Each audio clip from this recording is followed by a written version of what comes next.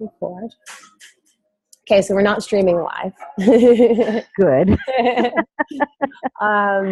Yeah, I just wanted to, kind of get an idea of your vision and where you see yourself in 5 years, in 10 years, and what the plan is. And then find out, kind of reverse engineer from there on how we can make that happen. Okay. So in 5 years, 10 years from now, I want to be where you're at. Okay. So what's your freedom number? Sorry about that. What's your freedom number? Like your initial, just to get out of everything, get, out of job obligations to cover all your expenses, your car, your mortgage, to live comfortably. What's that number? Well, I'd like to be making about 10 to 15,000. That would be our freedom number. Mm-hmm. Great. And then I'd like to retire my husband soon as well. He works at the mines, and it's really hard on his back, and he's diabetic and things like that. So I want to get him out of his job soon too. That would be amazing. That would definitely. That is a huge why right there. And even just seeing Toby sick, and him not being able to get out of bed, it was like a really kind of like, whoa, I can't imagine not having him in my life, and that's something that, we got to do something now, like even taking, putting better things into our body so you're not getting sick, or, in your case, I'm sure there's lots of toxins and different things that he's exposed to in that environment. And that's what we're starting now, because a couple weeks ago I did have to take him to the ER because his blood sugar levels were about 500 or 600. So, and that's when this whole product came into things like, they came into place. I was like, we're jumping on it. We're going to try this.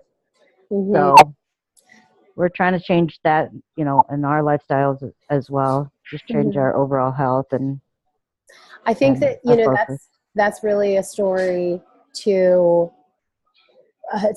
hone in on and to like shine a light on, is that, because that's something that a lot of women, even me, like it took, my friend Mark Hoverson, who is pretty much waiting to die with pancreatic cancer at 38. And his wife, on a Facebook Live, seeing her preparing to live without him, like, it's just like, what? I can't. And that, for me, that was like, okay, whoa, this is a story that is very emotional. And it, it really made me think about my life. It really made me think about my choices. And those are the kind of stories that move people into action, or, at least want to know more. So tell me a little bit about what you've, the systems or things that you've tried in the past. So I've tried network marketing before, and that's where I first heard of you. In another company that you were with. Were you in ViSalus? I was. Okay. And but that didn't take off anywhere. I didn't have the right leadership. I guess I could say that. I didn't have the right leadership. So, like I was telling Toby when I first reached out to you guys, was with this new thing, I didn't want to fail, but failing is quitting. I mean, if you quit, you fail. Failing is the learning process. Now I know that, but I didn't want to quit again, so this is with everything that I'm going through right now, with the trainings and the personal development with the Women's Connection and things like that. It made me realize that it can be done. I just have to refocus.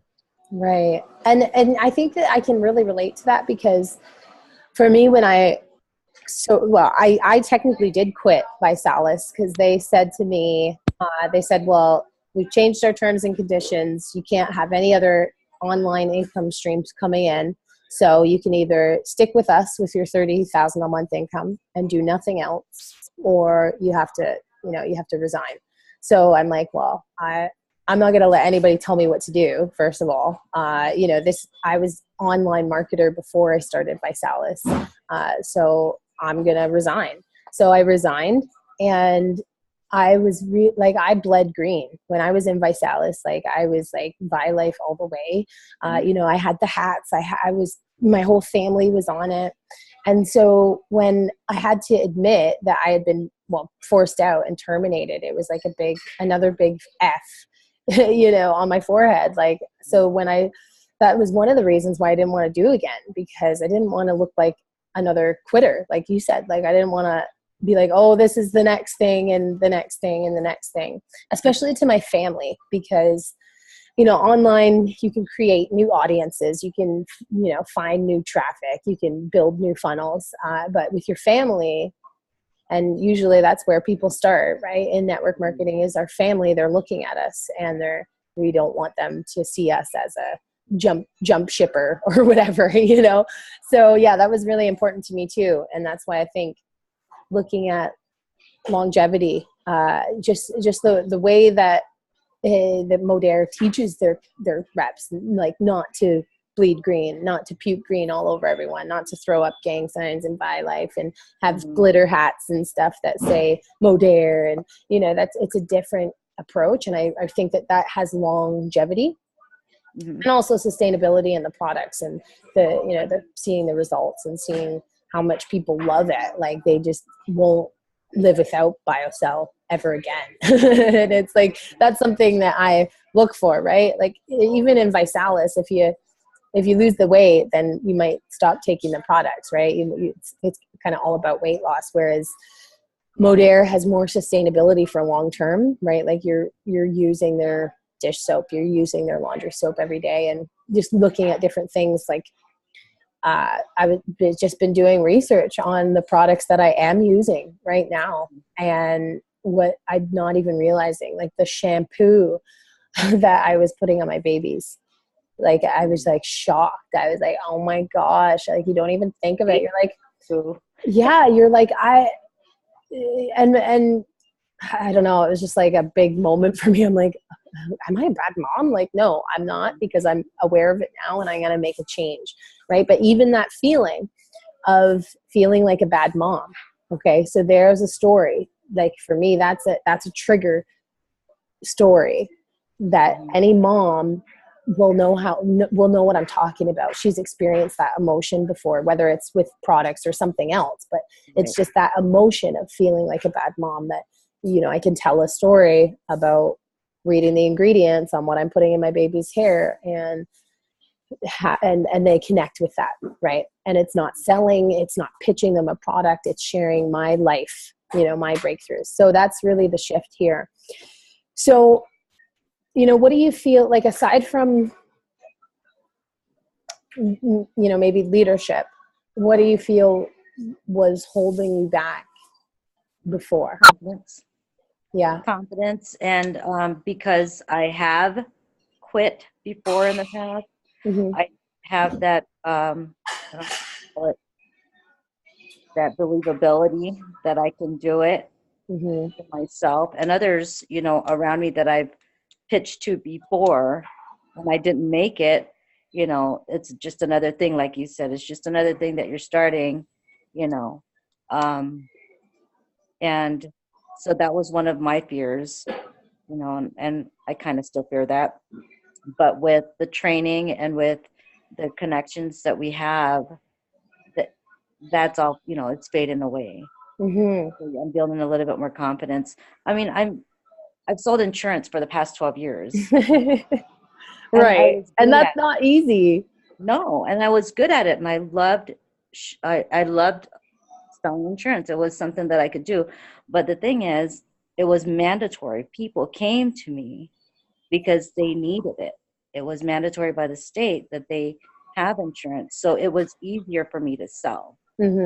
So now this is a different arena. You know, I mean, they may need it, but they don't know that they need it. Right. And they're not required by law to have it. Required by law to have it. Yeah. So, right. So that's what makes it a little bit more challenging. But I see the selling stories. I see that building curiosity and things like that. You know, it does bring those questions in.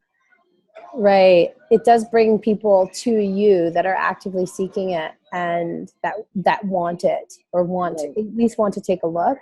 So I think that is a big shift, as well as just looking at, because this is our long-term deal. This is where I'm gonna hang my hat. So I'm working on things in the background to have infinite leads coming in that I can give to the team. Just working on some offers right now to target Botox customers. So Botox customers, people that buy Botox, get Botox right now, that's a target audience with money. That's a target audience that cares how they look. And they're already spending money on a product that's not necessarily safe. So when you can tap into that with marketing, with funnels, with Facebook ads, and this is a market that is a lot easier than like a home biz op space, when you can just be marketing the products on Facebook ads and things like that. It's really powerful. So we've got things dialed in. We're working on things there, having like lead sources for you guys to call, to follow up with, because I really want to see that. And I think I've been requested by multiple people, like, if you just had leads, I would call them. So I'm like, well, get them on the phone, like get them calling people that want this stuff. And I can generate the leads. I know how. So, why teach them all of Facebook ads and marketing? Like right. Toby's going through the funnel creation today. I'm like, we could just, share a code with them. We could just, speed that whole process up, because you don't actually need to learn how to do funnels. You need to have a funnel there that works, and, be able to create your connection with people or close people.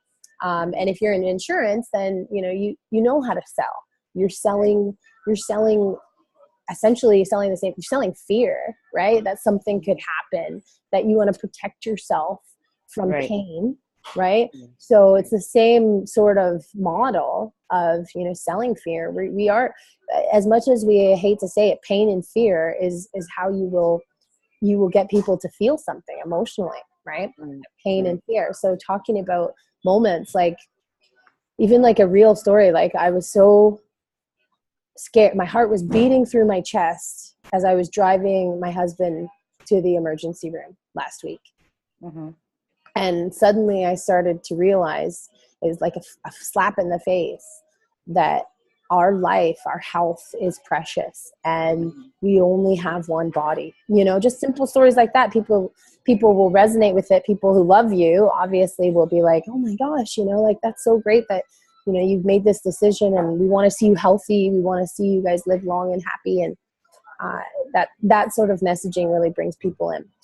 So confidence, I think, will come, especially as we start to, do more Facebook Lives together, and be on more webinars and stuff together, so that you can share your voice. I really do suggest that, you start telling your story, at least in writing.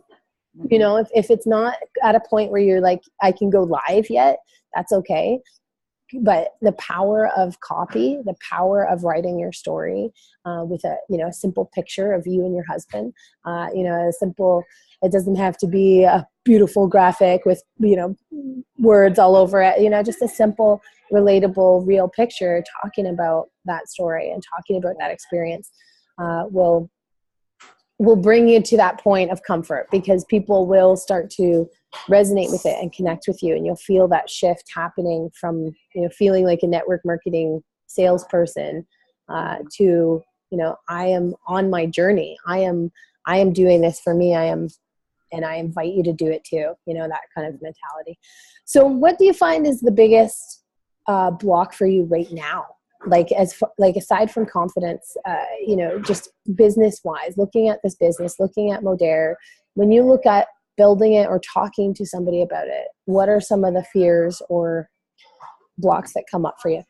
With insurance, before I talk about a product, or I have to know about my products, I have to, know the ins and the outs of it. So I think with Modere, once I know the products, and I am starting to use it today, it'll be easier for me to talk about the benefits, but I can also look it up, on the site, what the benefits are and things like that. So I don't think I'll have a block with selling Modere. I think with me, it's more the techno things, I followed you on Facebook, but I don't ever post on Facebook. I've never posted on Facebook. I wasn't one to, I like to go and watch people or see what the stories are. But lately I have been a little bit more active on Facebook. So I think that would be one of my blocks is technology, ClickFunnels, all this stuff that I'm learning now with our group training. Those are the ones that are taking a little bit more time because I haven't really been, on the computer or anything like that aside from work for the past. Right. Yeah. So technology, it is a learning process, and it is not, you don't get comfortable with it overnight, but it's always the more that you do it. So why do you think that you didn't post on Facebook before? What do you think stopped you from posting on Facebook? I wasn't really, I don't know. It's something I've never liked. I'm a private person. I don't like to share my life, or I didn't share my life. And I only was on Facebook to see family, that are in Guam and how they're doing. But I've never been really that one person to share anything. So why do you think that is? I don't know. I haven't figured that out yet. Because just from what I know and what I've studied, and even my, traditional Native teachings of the power of sharing and the healing power that it has for us to share our stories, to talk about our experiences, but also the healing power that it has on others. So for me, I try and understand, like for me, I know that my purpose is to help people, become more confident, find their voice, pursue their dreams, and make them happen. And that came from sharing my story, sharing myself. So just trying to understand why you wouldn't want to. Usually it comes from a fear, of judgment, or not really seeing that anybody would want to hear or would want to know what you've been through or what you've experienced, or just protection. A lot of us, we put up a wall for protection. We don't want to get hurt. We don't want to experience that pain again, and we don't want to talk about it. Maybe that could be it, that protection, that wall, or that security, I guess. Right. I don't want to let anyone in. I had everything on private. All of my Facebook stuff was private. It wasn't public, and only my friends could see it, not my friends' friends, So maybe that's it, that protection. And have you been hurt in the past? I've been hurt in the past, yes. Can you think of like a time, like one of the first times that you had to protect yourself? One of the first times I was hurt. So I was in this relationship for 10 years, and I had 2 children from him. And I could say that was one of the most, for me, the more painful was that betrayal. Because I thought that we had something. I thought that our relationship meant something. It felt real to me, but I guess it was facade. It wasn't real, I guess, for me, for the other person, but for me, it was real. So, yes, I was hurt by that. Growing up, I was never that type of person to engage with anybody. I was more of, what do you call it? When you're an introvert? An introvert. I never really engaged. I never liked the attention, and I still haven't. I mean, when my husband wanted to get married in church with the whole family and things like that, I said, nope, I can't. I don't like that attention. I've never liked the attention. So we didn't have a big wedding. I didn't even want anybody to be there. So it's just I don't like the attention. I don't like attention on me. Mm-hmm. So what do you feel like trying to what is this worst case scenario that would happen if you had the attention? Like if you were on stage. I'm just writing all this out, so I'm gonna have to write these down because we need to be aware of why I'm being this way. So attention is a fear for me. Yeah. So having that attention and understanding, like I always ask myself, well, what is this reality that I'm creating, right? What is this fear what is it that I'm actually afraid of? Because it's not actually there, but in my mind, it's real, in my mind that's there. So what's the worst thing that could happen? Possibly the absolute worst thing. And usually I make myself think of it. Well, like you could, for example, Sheila. So Sheila put up her before picture and she had so much response from it. She had so much attention that she suddenly retreated and she sent me a message. She's like, I don't think I can do this. I can't put my pictures up here. I've had weirdos come to me in the past. She's just recently separated from her husband. So she is struggling with that attention. And, somebody put something about how women who have had babies' bodies are sexier, something. And like, that was the only semi-sexual comment that was on there, but still it triggered her, right? And she was like, no, I can't do this. I'm like, okay, first of all, you don't have to put your naked bodies on Facebook. Like, that's not mandatory. I do that because I want to inspire other people, that that is okay. And I think if you're willing to, people really do respect it. Even though we think that they're going to judge us or criticize us or laugh at us, they really do see it as a brave move, right? So that's why I encouraged her to do it. But then understanding that, okay, that attention, what is the worst thing that could happen? Well, I could have a creepo, try to comment on my stuff. Okay. I could have old contacts that try and reach out to me. Okay. And I said, all of these things that you're telling me that could happen could be solved by like block and gone. Like, my block list is very long. Anytime I have any comments on there that is inappropriate or out of line, you're gone. You don't exist in my Facebook world anymore. And, that's how I keep it in the bubble. So all of those realities that she was creating, all these worst things that could happen from getting attention and from her comments blowing up and people seeing, her tummy on Facebook, weren't actually real, because they could actually be solved. They could be stopped. They could be protected against. So that's important, is to understand, okay, well, what is this worst case scenario, and is this real? Mm-hmm. Is there a solution? Is there something proactive that I can do to eliminate this fear instead of just letting it stop me? Right. So that's definitely, it's interesting, to try and understand, well, why would you not want everyone at your wedding? What's going on inside that you didn't want everyone looking at you, in a white dress, or you didn't want them to see you walk down the aisle.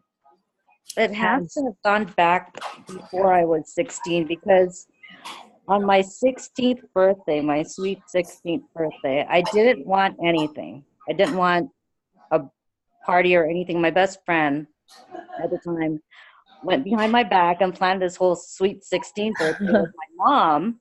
And I came home and they said, jump in this dress and da-da-da. And, we had a party, and I should have been happy, but I was not, because I didn't like that attention. Mm-hmm. I don't know. I'm going to have to dig that out. I'm going to have to work on trying to figure that out, because I remember, like I said, my 16th birthday, I didn't want anything, and then the attention was focused on me, and I was not happy. I'd like you to try and think of a time, like the earliest that you can, where you did have attention, where attention was put on you, like that Sweet 16 party. Try and think before then, a moment when you had eyes on you, when you were, the center of attention. If something happened, if you, somebody threw a tomato at you, like something in your past that you can remember, somebody heckled you, somebody laughed at you, when you were speaking in class or something like that. Like, try and think of early moments in our life. And it's hard because we repress this stuff, and it just becomes us rather than being an experience. It just becomes part of us and absorbs into us. So going back into those moments, I always try to think of the first time I can remember feeling that way, the first time I can remember feeling anxious about having attention or being in front of people or having people look at me. And I really dissect that moment. So for me, it was a moment in French class, and I can always remember French class because it was like a separate class, separate teacher. She didn't have any control over our class. Everybody just kind of like did what they want. And you had these mean girls that sat behind me, and they would be like, "Ew, what's that smell?" I remember them always calling me Stinky, right? And Stinky Fat Chink, that's what they called me. So, that moment, I've gone back into that French class many times, and I've dissected it. I like to do it in 3 ways. So I write the story as I felt it, as I experienced it. I write the story from their perspective, so what they saw. So Ashley Kerr, who is my arch nemesis in public school, who wanted to beat me up, who made me question everything about myself. It's funny how like a 10-year-old girl can do that, who has no idea that they're having this effect on you, has no intention of having lifelong effects on you, can have an effect on you. But yeah, so writing it from her perspective, what she saw. And that was really powerful for me because I remembered that she had a pretty dysfunctional home. Her brothers were older, and they were troublemakers. They were always into trouble. Her house was kind of grimy, and her parents were, just rough around the edges. And, you never know what's going on inside that home. So for me as an adult, looking back and writing it from her perspective, it was really eye-opening for me. Like, oh man, there was probably a lot that I didn't know that was happening. And then the third way that I write it is in third person. So she, her, I take away all ownership and just have a third party perspective of the situation in that French class, or, what was going on. And then my ceremonial release is to burn stuff. I love writing things down and burning them. It's like a mental release for me. I do it what's called the what if purge. I don't know if you've ever done the what if purge. Have you ever? No? Okay. Yeah. So I want you to do this. I want you to take a piece of paper and draw like a swirl in it. Okay. Just from the middle, a dot, and then a swirl all the way around out. Okay. And then I want you to fill that paper with what if fears. What if I fail? What if it doesn't work? What if people laugh at me? What if my husband gets sick?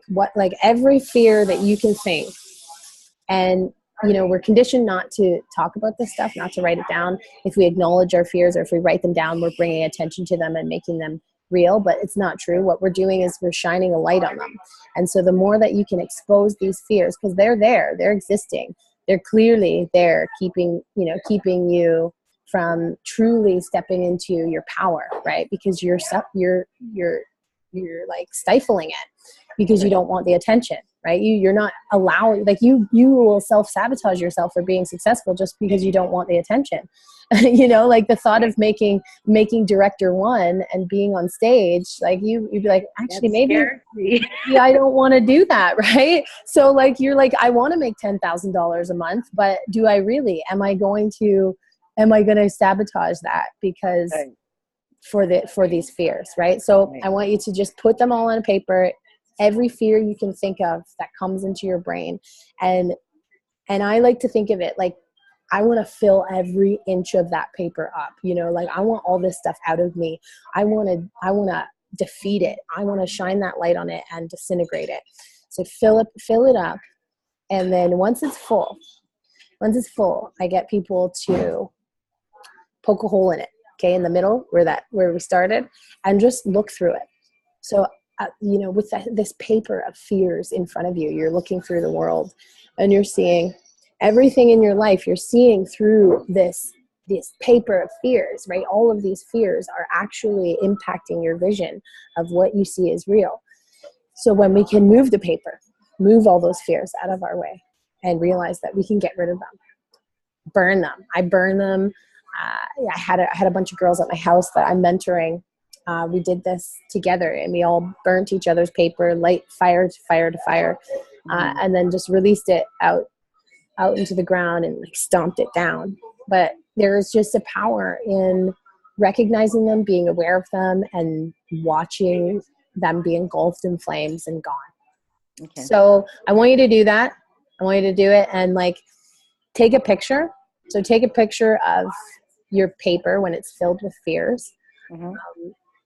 And, you know, you don't have to be close enough so you can actually like read the fears, but just share, you know, how that exercise made you feel, right? And then maybe take a picture of it like ashes or burning, in the process of burning, and just share that moment where you're like, okay, I am ready to release these fears. I am ready to truly step into my potential in life and my power and be successful. Because if you don't get those fears out of there, then 10K, 15K a month, that is too scary.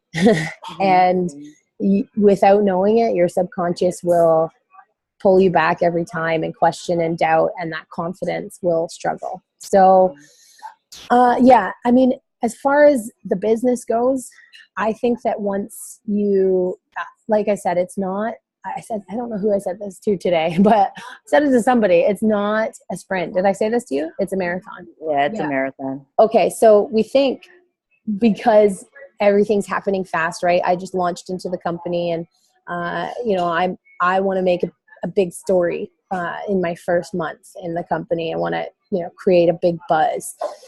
But as for the average person that's just getting started, that's not going to happen. That's not going to be the process, right? Like, an understanding that this is a long-term thing. So in 30 days, when you feel amazing, when you can noticeably see a difference, and you have that belief in the product, I think everything will change for you. Because I think that's the missing. That's a disconnect between, like, insurance. You have full belief. You can sell it. You can sell it to anybody because you believe in this product. You're learning, right? And you haven't seen success yet. You haven't experienced it for yourself. When you have, you know, even a $300 check come in, you know, and you're losing weight, that creates belief.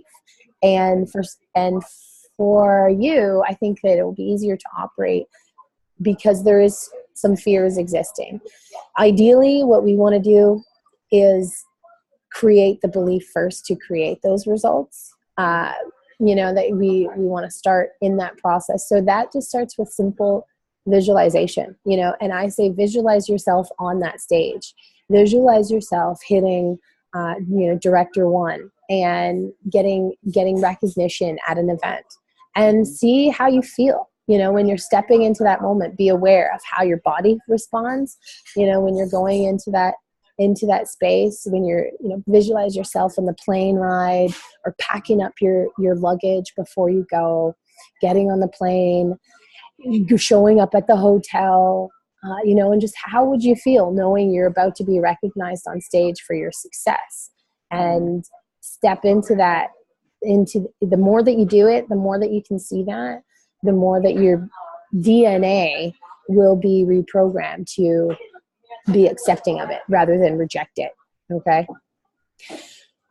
And yes, I mean, as far as the game plan goes, marketing wise, you know, I would just keep telling these stories. I want to keep like a really one-on-one connection with us. Like right now, like getting a screenshot and being like, we just had a half-hour session, and already I feel stronger. Already I feel more confident, because that's really what it is. It's the confidence. You can market on Facebook. You can post in Facebook groups. You can find prospects out there. But if you don't have the confidence, then they're not going to convert into anything, right? You're not going to sell them on joining anything if you don't have confidence and belief in yourself. So that's the big lesson, is not so much, okay, I learned, because I can show you where all the network marketers are hanging out on Facebook. Yes, there's like Facebook groups full of thousands and thousands of network marketers that are struggling, that are trying to figure it out, that are looking for a mentor, that are looking for a team that actually cares, that have been burned in the past, right? Mm-hmm. But if you don't have, like, if they go to your profile and they see no posts, right? And they see no value, they don't know who you are, they're not going to connect with your story. So that's the first thing. So yeah, let's take a picture, smiling. Okay, I got it. I'll send it to you. And then, just sharing a story of, what you've learned today, how you feel different, how you feel stronger, how you're, the assignments that I've given you are going to allow you to really live the life that you deserve, right? Because that's one thing, is believing that we deserve that life, that we deserve that recognition up on stage, being recognized by the company owners, being recognized by your sponsor and your leaders, that you deserve that. So that's the programming that we're gonna work on changing. So yeah, do you have any questions? Anything that's come up for you that you're not sure of that I can answer for you? Not yet. I'm still working on our other training. So I mean, there's just so many things right now that have got that's going on right now with the trainings, and one thing I would try and merge it. So like, for example, the freemium, right? Creating a graphic or a freemium. So I'm creating one right now that is just seven reasons to use collagen over Botox. Okay, so that's my freemium. It's a little ebook, 7 benefits of collagen over Botox. And I just researched the information, found a few other infographics, just like I showed you guys, collaborated the information and created a graphic.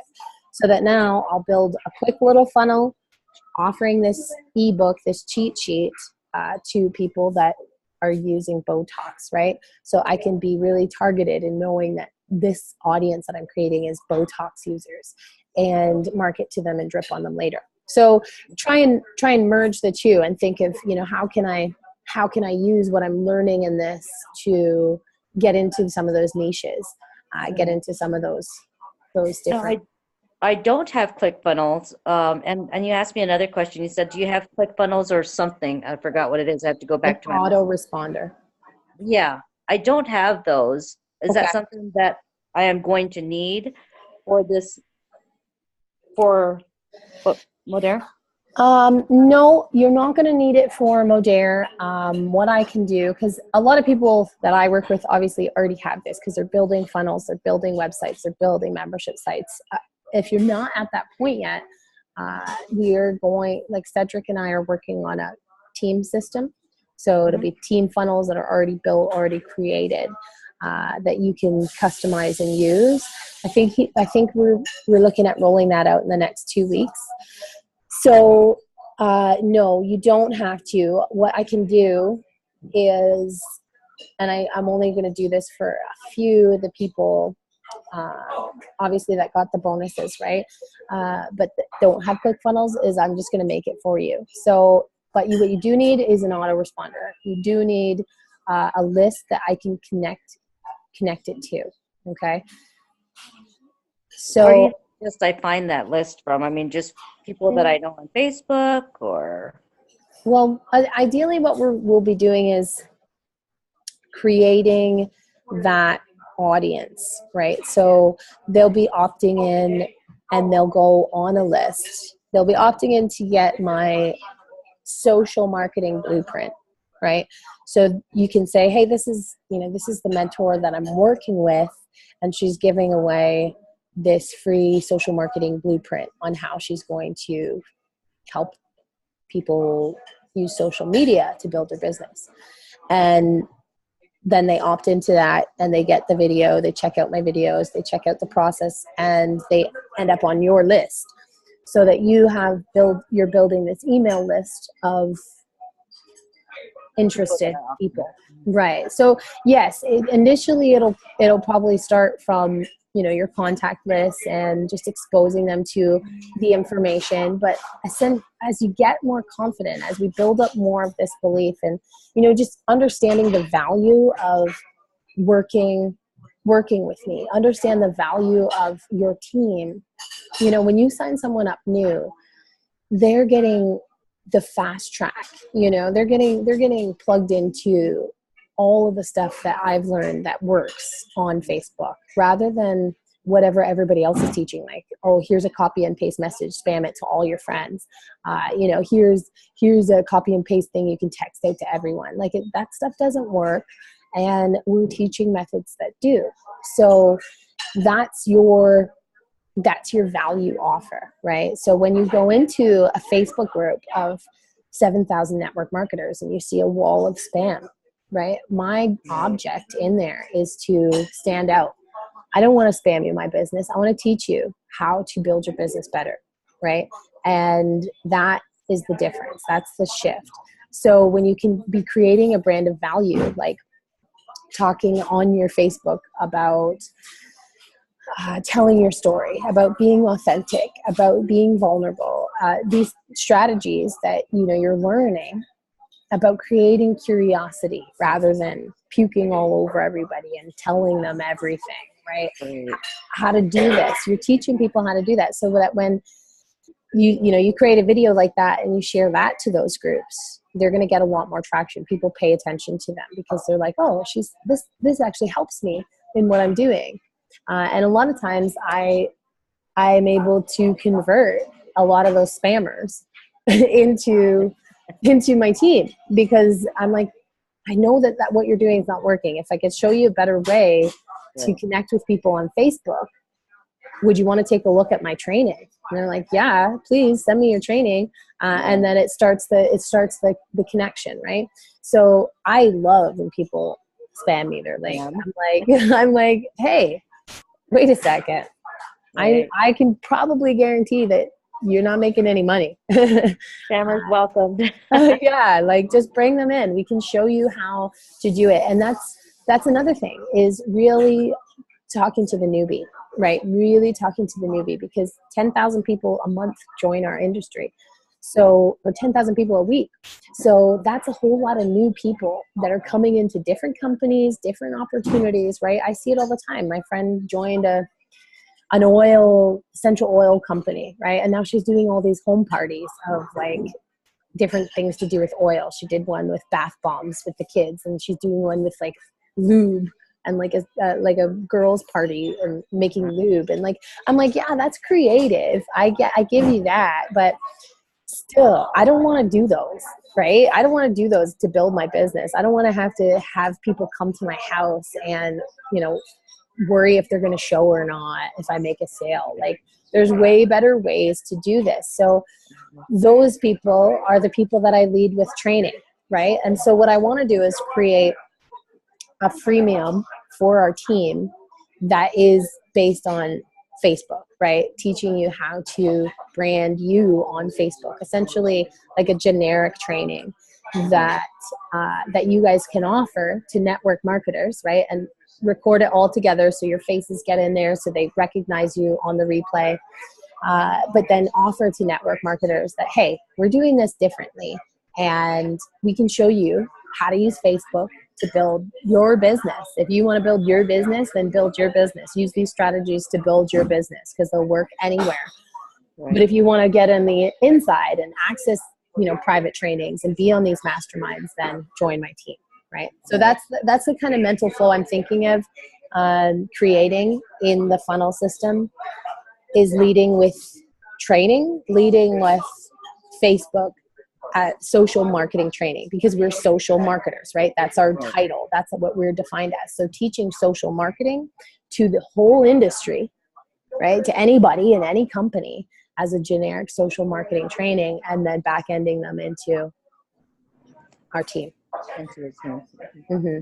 So that's the process. That's the flow. And really just building your confidence to believe that you have value as a social marketer. And as you start to learn, the more that you plug in, the more that, the more that you're connected with me and watching what I do and being aware of, well, why did Layla talk about ViSalus?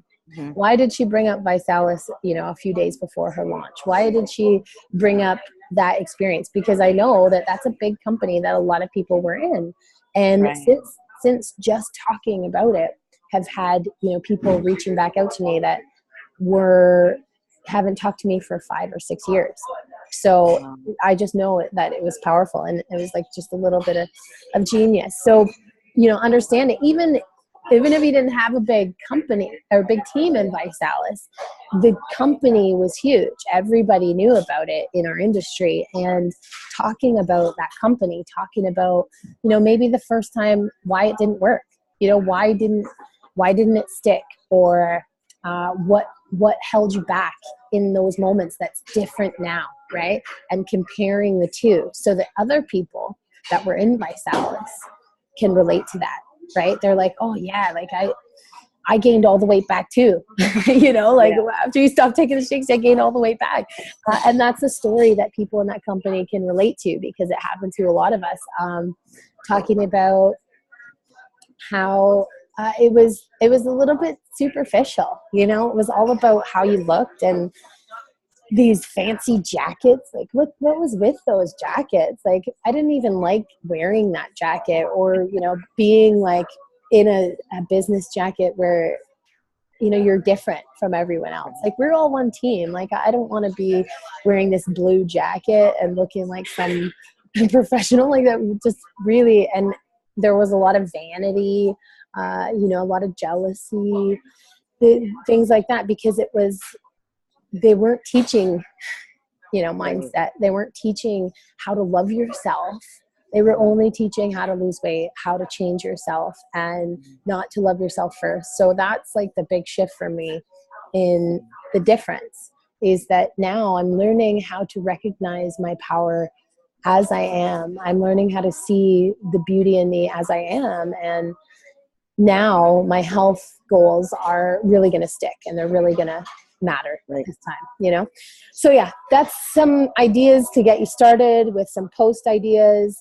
Definitely do the what if purge, tag me in all of it so that I can see it, so I can support it, so I can share it, and just keep that brand recognition, right? Like keep your face near my face. Because and I told Sheila this, I'm like, girl, if you back out now because of fear, right, in a year from now, when I'm at the top of this company, because I'm crushing it, I'm crushing it, and when I'm at the top of this company, do you want to be there, or do you want to be like, oh, I quit because I didn't want to have my before picture, right, because I was afraid?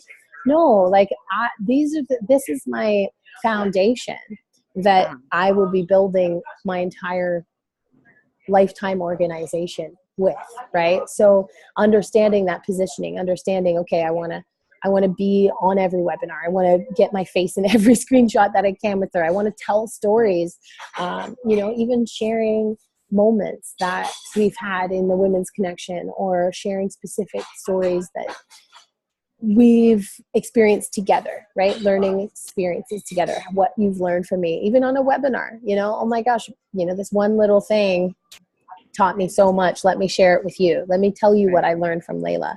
And that constant association will help your brand, will get you, branded like an expert, even though you're kind of pretty much new.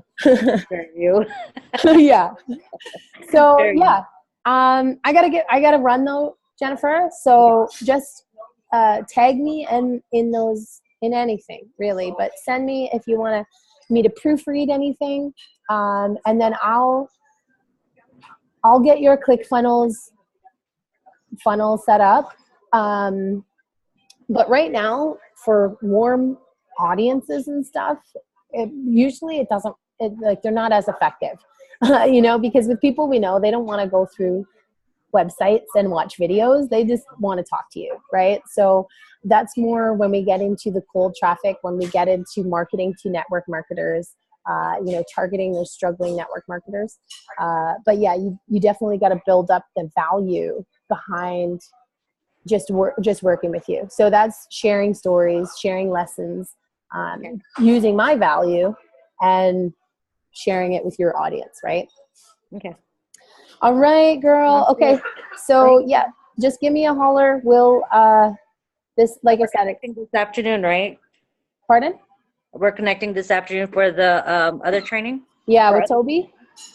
Oh, with Toby. Okay. Yeah, that's with Toby with the funnels and stuff. That is with ClickFunnels. So don't get confused or like overwhelmed when you see ClickFunnels. ClickFunnels is really easy. And if you want to market online, it's my #1 suggested capture page funnel building system. Just because it is really awesome. They have amazing like drag and drop. It's so easy to use, but it's a lot. And it's a lot for your brain to process. So just to kind of understand that that's a skill set that you can master in time. And right now we're here to, if you can't get ClickFunnels right now or you don't want to, we can help you with that process. And essentially we have like a giant ClickFunnels account that we pay extortionate amount of money for. So we have like unlimited funnels allowed to be built inside of our ClickFunnels. So we can build it for you and just put your list in. But you do need GetResponse, Awesome. which is where you have your list, where you email your list and control your leads, control your audience. Okay? Okay. Sounds good. Thank you. you. All right, girl. We'll talk to you soon, okay?